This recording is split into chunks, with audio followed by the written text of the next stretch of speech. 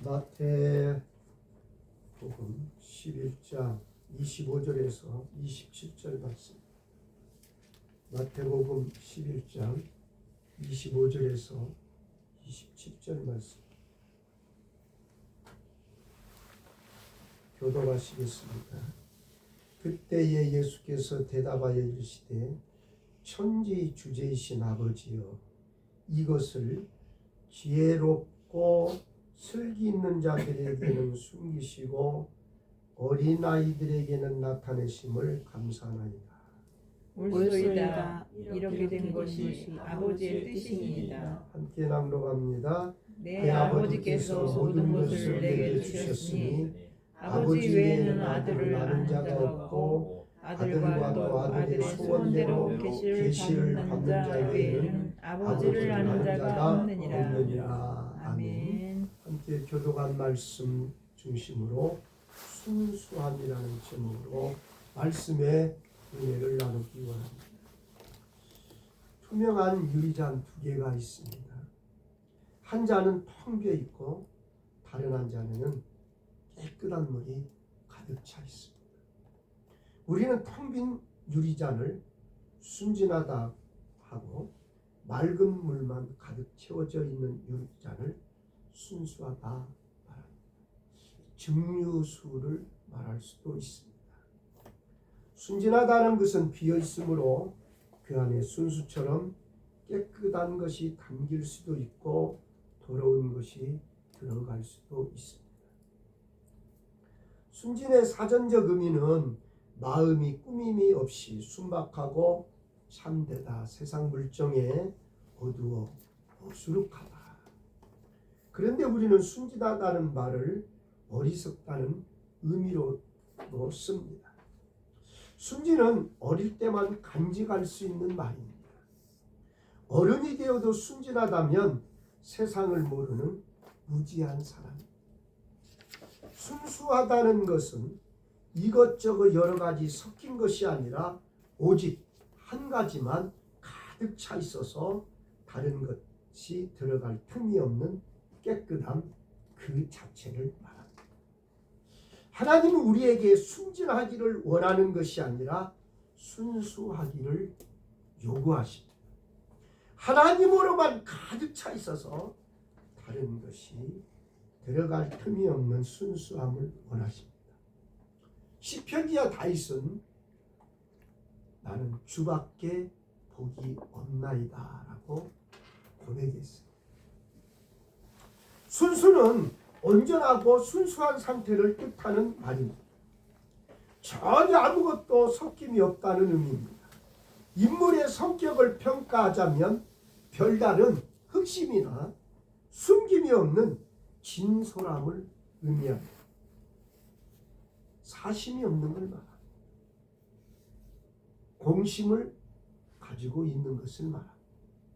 이상주의자를 지칭할 때 쓰이기도 합니다. 순수 그 자체는 선악과 관계가 없고 긍정적도 부정적도 아닌 중립적인 의미를 담고 있습니다. 이제 6월 3일 날 선거가 오는데 많은 사람들이 뭐라고 얘기하면 중도성을 가진 사람을 원한다, 그렇게 말하고 있습니다. 사람의 성격을 평가할 때 좋은 쪽으로 쓰느냐 아니면 나쁜 쪽으로 쓰느냐에 따라서 의미가 갈립니다. 순수함은 어린이를 상징하는 키워드입니다.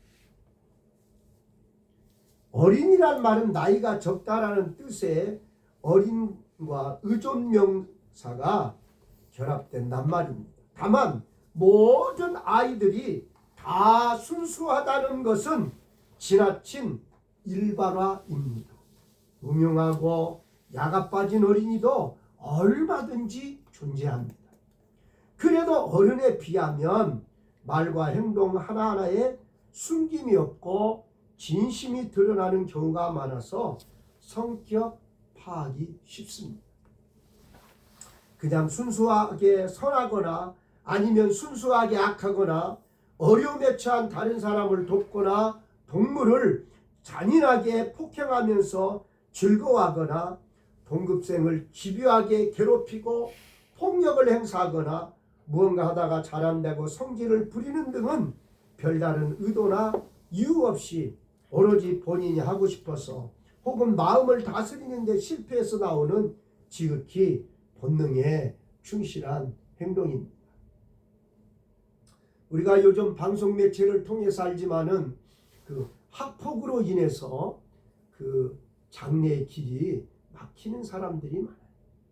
아무리 불순하고 믿음이 없는 상태여도 공감 능력과 세상에 대한 인식을 바꾸는 연습을 계속한다면 누구나 순수함을 가질 수 있습니다. 25절 말씀에 그때 예수께서 대답하여 이르시되 천지의 주제이신 아버지여 이것을 지혜롭고 슬기 있는 자들에게는 숨기시고 어린 아이들에게는 나타내심을 감사하나이다. 그렇게 주님 말씀하셨어요. 예수님께서 하나님 아버지께 드린 감사 기도의 시작 부분입니다.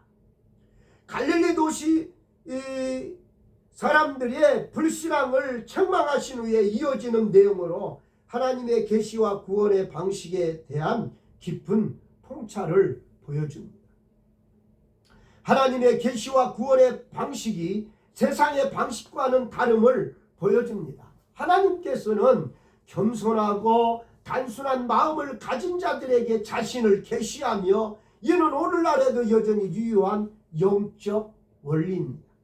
현대 신앙인들은 이 말씀을 통해 겸손과 단순한 믿음의 중요성을 다시 한번 깨닫고 하나님께 전적으로 의존하는 삶을 추구해야 할 것입니다.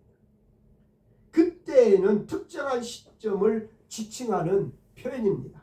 갈릴리 도시 이 사람들의 불신앙을 책망하신 후에 하신 직후의 상황입니다. 하나님의 계시에 대한 인간의 반응을 보신 후의 시점입니다. 예수님께서는 성부 하나님과 더불어 갖는 엄숙하고도 고결한 영적 교제의 분위기에 잠겨 계십니다. 예수님께서 막힘이 없는 언어로 엮어낸 이하의 말씀은 우리의 경건한 영혼에서 우러나온 기도이자 찬양이며 자기의 마음을 반성하며 살피는 필요한 자기 성찰이기도 합니다. 천지의 주제라는 표현은 우주를 주관하시는 하나님의 주권을 인정하는 것이고 모든 피조물의 소유권이 하나님께 있음을 고백하는 것. 세상의 모든 사람들이 하나님을 두려워할 때 예수님께서는 하나님을 아버지라 부르셨습니다. 그리고 천지의 주인 되시는 하나님이 바로 우리의 아버지시고 우리는 그의 자녀들이라고 말씀하셨습니다. 아버지가 회사의 사장만 되어도 고위 공직에만 있어도 사람들은 어깨에 힘이 들어갈 텐데 천지의 주인이신 하나님께서 우리 아버지시라니 이 얼마나 자랑스럽고 가슴 뿌듯한 일입니다. 그러나 우리는 하나님을 아버지라고 부르기 전에 먼저 알아야 할 사실이 있습니다. 그것은 우리가 잘나고 그만한 자격이 있어서 하나님의 자녀가 된 것이 아니라 전적으로 하나님의 은혜와 사랑에 의해서 하나님의 자녀의 신분을 얻게 되었다는 것입니다. 하나님께서는 세상 어느 누구도 흉내내지 못할 엄청난 이성의 사랑을 행하셨는데 그것이 바로 십자가의 사랑이었습니다.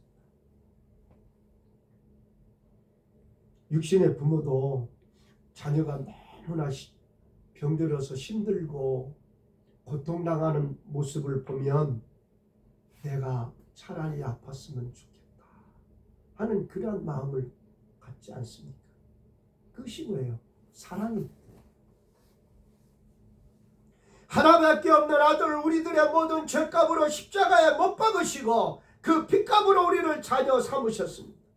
예수님께서는 이것을 지혜롭고 슬기 있는 자들에게 숨기셨다 말씀하셨습니다. 이것은 예수님의 이적을 가리키는 표현으로서 그 당시에 펼쳐지기 시작하였던 메시아에 대한 인식과 예수님이 가르치신 교훈의 의미와 예수님의 십자가 구원까지 포함한다고 볼 수가 있습니다.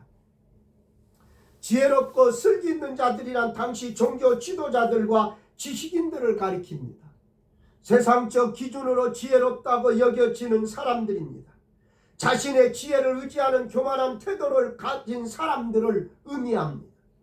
자기들의 전통과 이성 그리고 학식에 근거하여 예수님의 이적과 권능을 보고도 자고하여 예수님을 영접하지 않는 갈릴리 도시들의 주민들로 볼 수 있습니다. 사람이 자기 이성적 판단을 근거로 예수님을 믿는다는 것은 불가능합니다. 왜냐하면 믿음은 이성이나 세상의 학문으로 깨달을 수 있는 것이 아니라 오직 성령의 인도하심이 있을 때만 가능하기 때문입니다. 그러므로 우리는 하나님의 사랑에 감사하고 천지의 주인이신 하나님이 나의 아버지심을 믿고 세상을 향해 당당하게 어깨를 펴고 살아가야 하는 것입니다.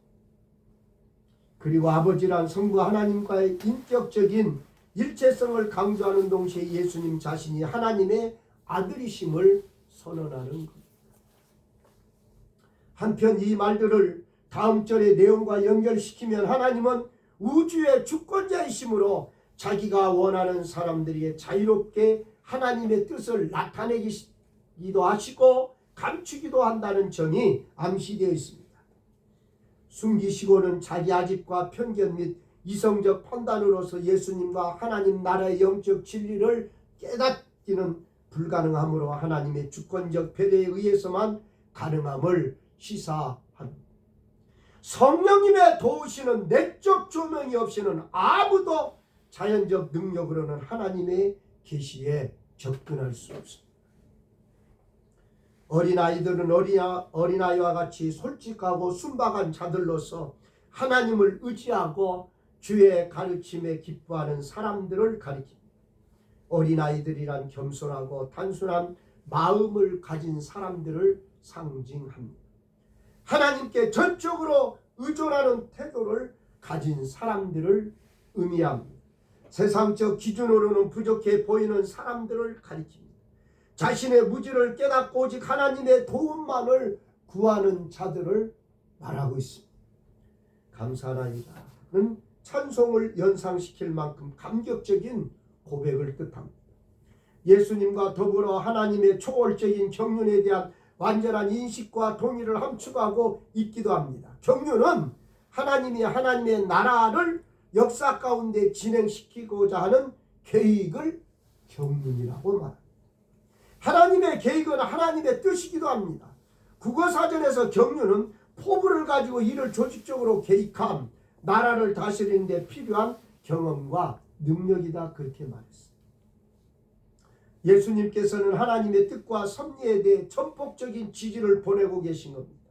인생의 교만함은 하나님을 의지하지 않고 더 많이 배우고 더 많은 지식을 가지는 것으로 하나님을 더 잘할 수 있을 것이라고 말하지만 결코 그렇지 않습니다.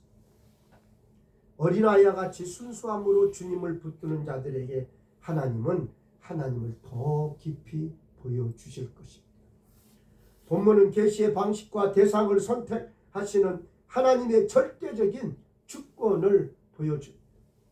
세상 가치의 기준과는 반대되는 하나님의 은혜의 방식을 드러냅니다. 하나님의 계시의 겸손한 태도의 필요성을 강조